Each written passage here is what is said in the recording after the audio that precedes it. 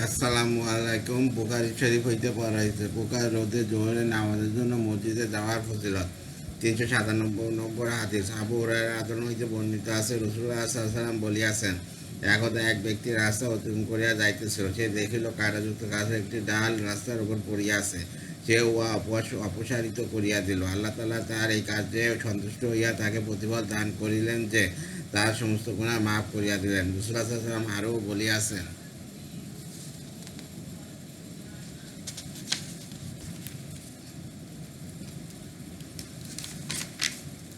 শহীদ 5 প্রকার। এক হচ্ছে পেলেক মহামারীতে মৃত্যু, 2 কালেমা উদারময় মৃত্যু, 3 পানিতে ডুবিয়া মৃত্যু, 4 চাপা পড়িয়া মৃত্যু, 5 আল্লাহ রাস্তায় জীবন উৎসর্গকারী নিহত। রাসূলুল্লাহ সাল্লাল্লাহু আলাইহি ওয়াসাল্লাম আরও বলিয়াছেন, মানুষ যদি জানিত আজান দেওয়া ও জামাতে প্রথম সারিতে দাঁড়ানো কত সওয়াব, তবে লটারি করিয়া হইলেও উহার সুযোগ হাসিল করিত। আর যদি জানিত প্রখর রোদে জোহরের নামাজের জন্য মসজিদে আসার কি সওয়াব, তবে নিশ্চয়ই উহার জন্য তৎপর হইত। আরও যদি জানতো যে ঈশা ও ফজরের জন্য মসজিদে আসার কি সওয়াব, তবে সকলে হামাগুড়ি দেওয়া হইলেও মসজিদে আসিত। মসজিদে আসিতে প্রতিপদের সওয়াব লেখা হয়, অর্থাৎ বাসস্থান মসজিদ হইতে দূরে হইলেও মসজিদে উপস্থিত হওয়া চাই। মসজিদের প্রতি যত বেশি পদক্ষেপ হইবে তত বেশি সওয়াব লেখা হইবে।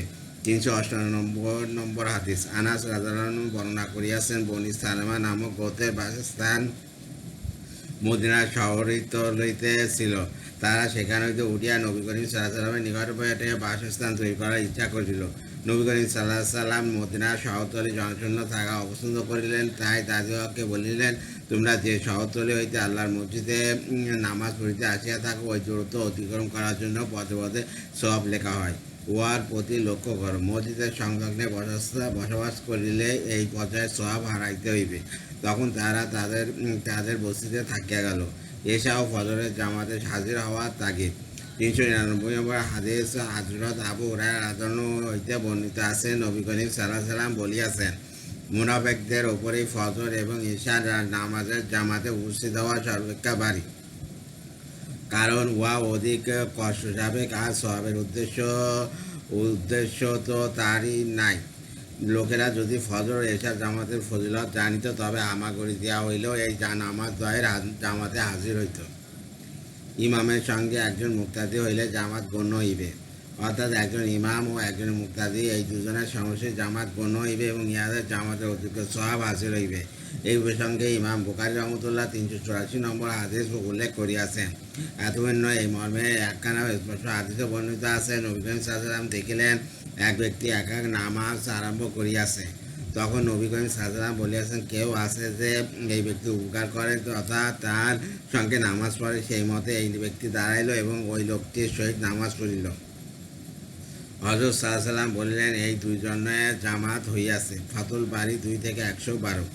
তৃতীয় খণ্ডে জিহাদ ব্যতীত শাহাদাতের সওয়াব পরিচিত আল্লাহর রাস্তায় জীবন উৎসর্গকারী ছাড়াও 21 প্রকার শহীদের বর্ণনা দেওয়া হইয়াছে। মসজিদে নামাজ পড়া এবং নামাজের অপেক্ষায় মসজিদে বিলম্ব করা। 400 নম্বর হাদিস।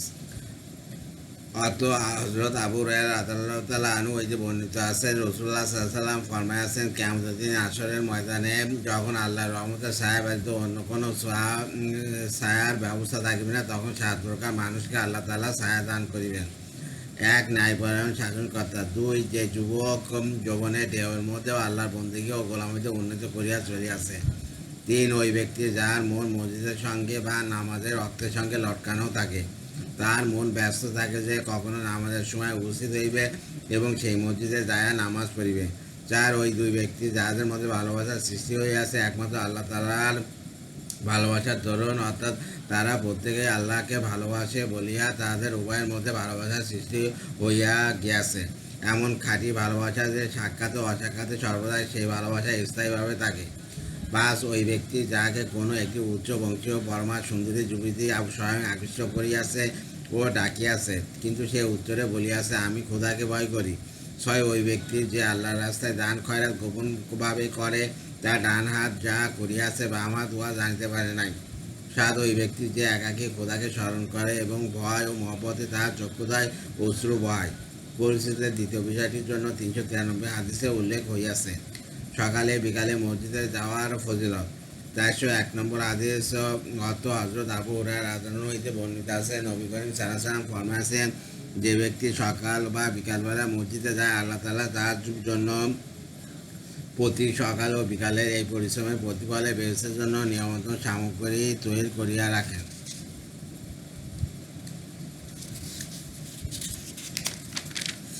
ফরজ নামাজে একামত হইলে সুন্নত বা নফল আরম্ভ করিবে না। 402 নম্বর হাদিস আব্দুল্লাহ ইবনে বুহানা রাদিয়াল্লাহু আনহু বর্ণনা করিয়াছেন, একদা রাসূলুল্লাহ সাল্লাল্লাহু আলাইহি ওয়াসাল্লাম ফজরের নামাজের একামত হইলে এক ব্যক্তিকে ভিন্ন নামাজ পড়িতে দেখিলেন।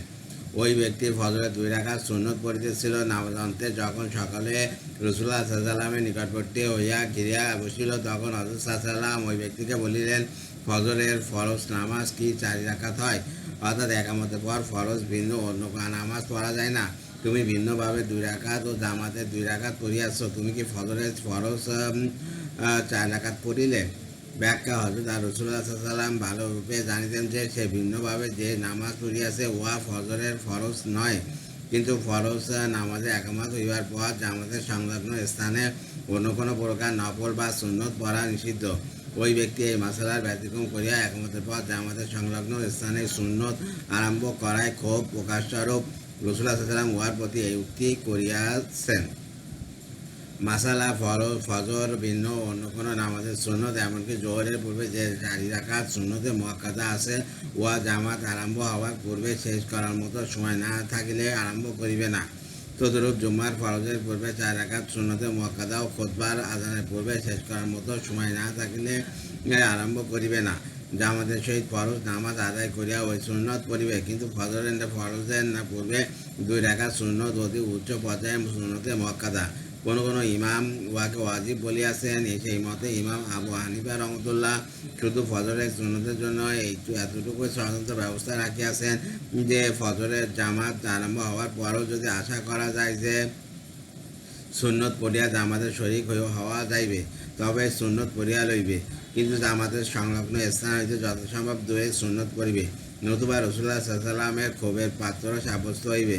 যদি দেখা যায় যে সুন্নত পড়িলে জামাত শেষ হইয়া যাইবে, তবে সুন্নত না পড়িয়া জামাতে শরীক হইবে এবং সূর্য উদয়ের পর ওই সুন্নত পড়িবে। কিরূপ অসুস্থ হওয়া সত্ত্বেও জামাতে শামিল হওয়া উচিত।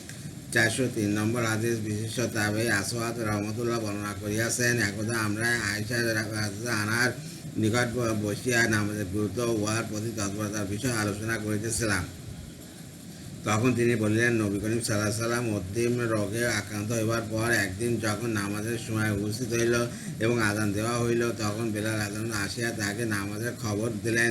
তিনি বললেন, তোমরা আবু বকরকে জামাতে নামাজ পড়া দেওয়ার জন্য বলো। আয়েশা রাদিয়াল্লাহু আনহা বলেন, আমি আরজ করিলাম, আর তিনি আবু বকর অত্যন্ত কোমল হৃদয় মানুষ, যখনই তিনি আপনার স্থানে ইমামতির জায়গায় দাঁড়াবেন, তখনই তিনি কাঁদতে কাঁদতে অস্থির হইয়া পড়িবেন।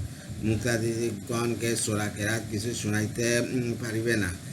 যদি আপনি উমর আজমকে নামাজ পড়াবার আদেশ করেন তবে ভালো হয়। রাসূলুল্লাহ সাল্লাল্লাহু আলাইহি ওয়াসাল্লাম এর সমস্ত ওজরাবৃত্তি না শুনিয়া পুনরায় ওই আদেশ করিলেন যে তোমরা আবু বকরকে নামাজ পড়াবার জন্য বলো। আয়েশা রাদিয়াল্লাহু আনহা বলেন, আমি হাফসা রাদিয়াল্লাহু আনহাকে বলিলাম, আপনি রাসূলুল্লাহ সাল্লাল্লাহু আলাইহি ওয়াসাল্লামকে বলুন যে আবু বকর অতি নরম দিল মানুষ, তিনি রাসূলুল্লাহ সাল্লাল্লাহু আলাইহি ওয়াসাল্লামের স্থানে দাঁড়ায় কাঁদিয়া অস্থির হইবেন। যদি ওমরকে নামাজ পড়াবার আদেশ করেন তবে ভালো হয়। হাফসা রাদিয়াল্লাহু আনহাও রাসূলুল্লাহ সাল্লাল্লাহু আলাইহি ওয়াসাল্লামের নিকট ওই অনুরোধ জানাইল। রাসূলুল্লাহ সাল্লাল্লাহু আলাইহি ওয়াসাল্লাম স্বীয় আদেশের বিপরীত পুনঃ পুনঃ ওই উক্তি শুনিয়া বিরক্তি প্রকাশপূর্বক পুনরায় ওই কথাই বলিলেন, আবু বকরকে বলো জামাত পড়াবার জন্য। আবু বকর জামাত আরম্ভ করিয়া দিলেন এবং কয়েক ওয়াক্ত নামাজ তাহার ইমামতিতে পড়া হইল। অতঃপর একদা আবু বকরের ইমামতিতে নামাজ আরম্ভ হওয়ার পর হযরত সাল্লাল্লাহু আলাইহি ওয়াসাল্লাম একটু সুস্থতা অনুভব করিলেন এবং 2 ব্যক্তির কাঁধে ভর করিয়া জামাতের শরীক হওয়ার জন্য মসজিদের দিকে অগ্রসর হইলেন। তিনি এতই দুর্বল ছিলেন যে পা উঠে চলার শক্তি ছিল না, তার পা 2টি মাটির ওপর হেঁচড়াইয়া যাইতেছিল। এই অবস্থায় তিনি মসজিদে উপনীত হইলেন। আবু বকর রাদিয়াল্লাহু আনহু ইমামতি করা অবস্থায় হযরত রাসূলুল্লাহ সাল্লাল্লাহু আলাইহি ওয়াসাল্লামের আগমনের আভাস পাইয়া ইমামের স্থান ছাড়িয়া পিছনের দিকে সরিয়া আসিতে লাগিলেন। রাসূলুল্লাহ সাল্লাল্লাহু আলাইহি ওয়াসাল্লাম তাহাকে পূর্ব অবস্থায় থাকিবার ইশারা করিলেন এবং তিনি আবু বকরের বাম পাশে আসিয়া নামাজ আরম্ভ করিলেন। রাসূলুল্লাহ সাল্লাল্লাহু আলাইহি ওয়াসাল্লাম ইমাম হইলেন এবং আবু বকর রাদিয়াল্লাহু আনহু তার নিকটে দাঁড়াইয়া মুকাব্বির কহিলেন। এইরূপে সকলে নামাজ আদায় করিলেন। আল্লাহ হাফেজ।